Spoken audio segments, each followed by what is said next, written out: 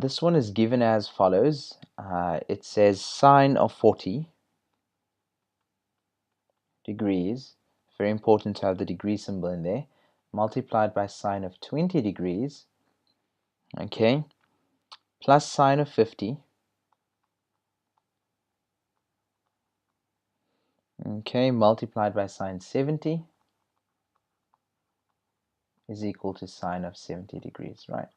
So we have to start again with one of the sides. I'm going to start with a more complicated side, this thing over here being the left-hand side. Okay, and I'm going to write that down. Left-hand side is equal to sine of 40 degrees multiplied by sine of 20 degrees plus sine of 50 degrees multiply, I don't know what was written here. That looks like, let's just try our best. Sine of 50 degrees multiplied by sine of 70 degrees, right? Okay, so now let's look at that.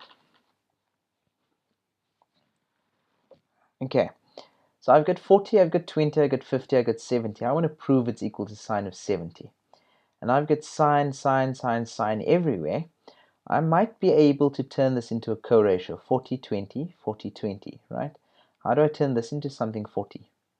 Or maybe this into sine cos, cos sine. That might be useful. Okay, let's try that. Let's try that, right? Let's try that. And the reason I'm saying let's try that is it doesn't mean that the answer must be completely apparent. It doesn't mean that you must get it right the first time. So there might be examples where I'm going to do it wrong first in order to only work our way through the maze and see something that's correct. And that's how you build up practice. I mean, foresight through the practice. But anyway, let's leave this one as 40. And hopefully you can see what I'm trying to demonstrate over here in terms of foresight. I'm going to turn this into cos of 70. I'm going to leave that as a plus sign because that's part of the question. This here, sine of 50 is actually cos of 40 degrees. Is actually equal to cos of 40 degrees, right? Remember, when these two add up to 90, they are co-ratios. And that's going to be sine of 70. Okay.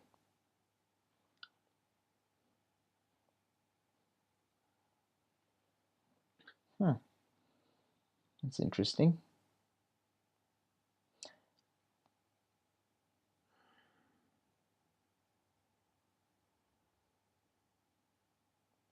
Okay. Anyway, so I've got sine, I've got cos, I've got cos, I've got sine. And as you know, that's an identity for what? It's an identity for sine. And that's actually the identity of sine 40 plus 70. So sine of 40 plus 70, you know, this doesn't help us too much. Okay, but that's also equivalent to sine of 110, right? Degrees. And sine 110 degrees, I'm actually going to apply a co-ratio now, is actually equal to sine of 90 plus 20. Actually, no, sorry, I can just apply the reduction formulae. My bad. This is going to be sine of 180 minus 110, which is actually equal to sine of 70 degrees, because that's in the second quadrant, right? And there I've proven it. I've now said that that is equal to the right-hand side. So I'm going to show you how to do the exact same question in another way. Sine 40, sine 20, sine 50, sine 70, right? So here's our second option. And remember, there's no particularly right way. As long as we use the correct identity, it will all lead to the same answer. So I'm going to choose another way. I'm going to say that the left-hand side of that question is equal to sine of 40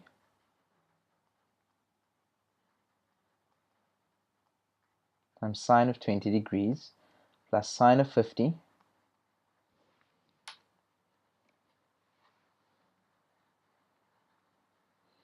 multiplied by sine of 70 degrees. Remember, we're going to prove that this is equivalent to sine of 70. Now, I want to just point out something to you very quickly, right? Remember when I talk about foresight? Foresight is telling us our answer needs to look like sine of 70. Now, something that you should know is that sine 70 is the same as cos of 20 degrees.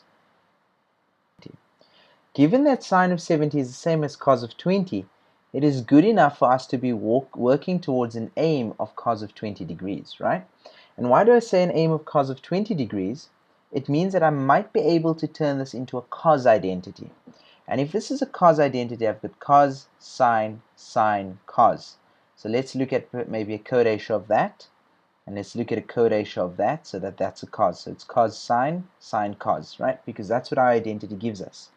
It's cos, oh no, sorry, cos, cos, sine, sine, my bad.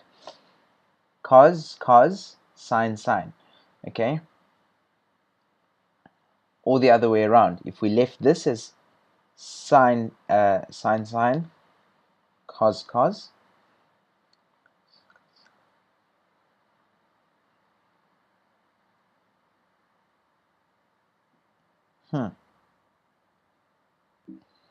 So let's see where this gets us if I do use alternative reduction formulae. If I turn this into, say, cos of 50, right, and that would actually be sine 70.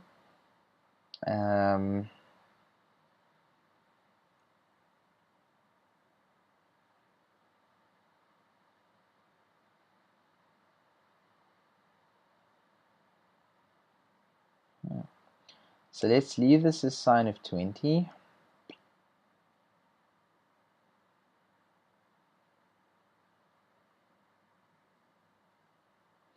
And then let's make this plus sine of 50 degrees, right? And this one as cos of 20 degrees, right?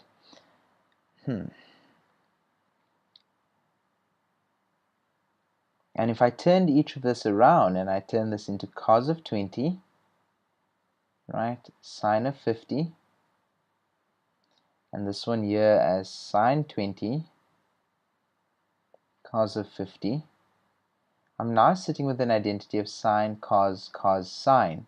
And once again, that's going to be as follows. That's going to be sine.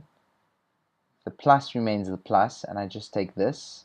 It's going to be 20 degrees, and that's going to be 50 degrees. Right, so that's another option. And then I have 20 plus 50, and that gives me sine of 70. Okay, so there's another way that this works out. I was trying to work towards cos 20, and I didn't actually need to do that. And this is the point. When students start looking at trigonometry questions, when they just start out, they think they must get it right. The point is not to get it right from the start. The point is to work through it, go through it in a maze, build up foresight through extensive practice. There are ways that you can manipulate a series of rules, but there's just too many rules if you're going to learn it in a rules-based approach. Okay, so good luck.